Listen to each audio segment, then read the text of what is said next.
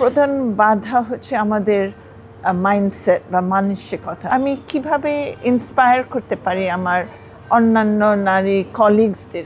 আমি আয়েশা কবির, প্রথম আলোর ইংরেজি বিভাগের প্রধান।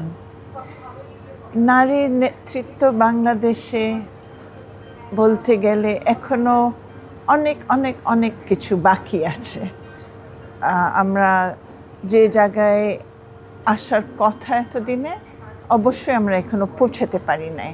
তবে অগ্রগতি যে হয় নাই তা না, অগ্রগতি অনেক হয়েছে। বিভিন্ন ক্ষেত্রে নারী নেতৃত্ব দেখতে পাচ্ছি এবং বলিষ্ঠ নারী নেতৃত্ব। তবে অনেক অনেক দূর এগিয়ে যেতে হবে। এখানে বিভিন্ন রকমের বাধা আছে, সেটা সামাজিকভাবে আমাদের নিজস্ব মানসিকতার বাধা আছে, ফ্যামিলিতে হোক, প্রতিষ্ঠানে হোক, বিভিন্ন জায়গায় বাধাগুলি কি? একটা প্রধান বাধা হচ্ছে আমাদের মাইন্ডসেট বা মানসিকতা। আমরা সবসময় একটা আদর্শ ছিল যে নারী সেকেন্ড প্লেসে থাকবে, প্রথমে বাবা তারপর মা, প্রথমে ভাই তারপর বোন, প্রথমে স্বামী তারপর স্ত্রী, এবং অফিসের ক্ষেত্রে the big boss is the man এবং পরে নারী। তা এই মানসিকতা আমরা নিজেরাই নারী হিসাবে এতদিন ধারণ করে এসেছি। একটা আদর্শ নারী will never force herself forward.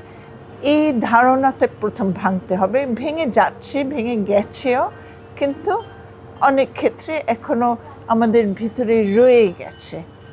তাছাড়া কিছু বাস্তব বাধা আছে। একজন নারী যখন তার কর্মক্ষেত্রে একটা সার্টেন লেভেলে পৌঁছে যায়, ম্যানেজারিয়াল লেভেল, তখনই তার সংসার শুরু হয়, তখনই তার ছেলে মেয়ে হয়।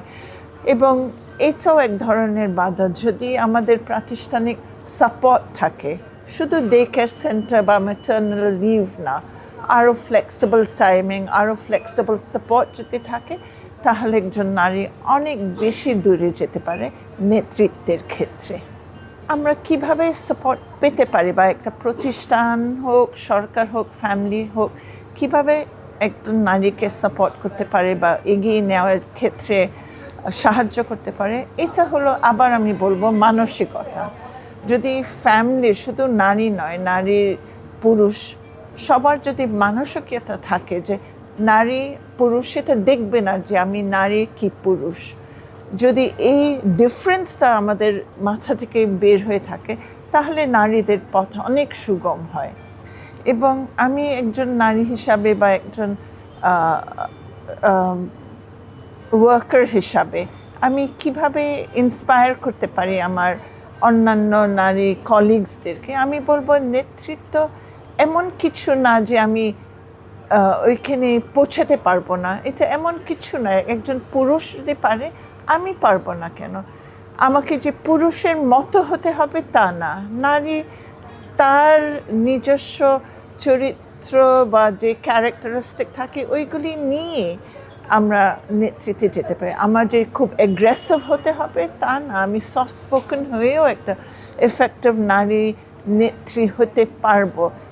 এইটা আমার মনে হয়, এইটা আমার বলা যে আমি পুরুষ হতে চাই না, আমি নারী থেকে আমি নেতৃত্বে যেতে চাই। আমার যে পুরুষের মতো হতে হবে তা না। আমি একটা মানুষ বা আমি একটা পার্সন, অ্যাজ আ ইন্ডিভিজুয়াল, আমি I can be anything. Whether I want to be a leader, it doesn't have to be a woman leader. I am a leader.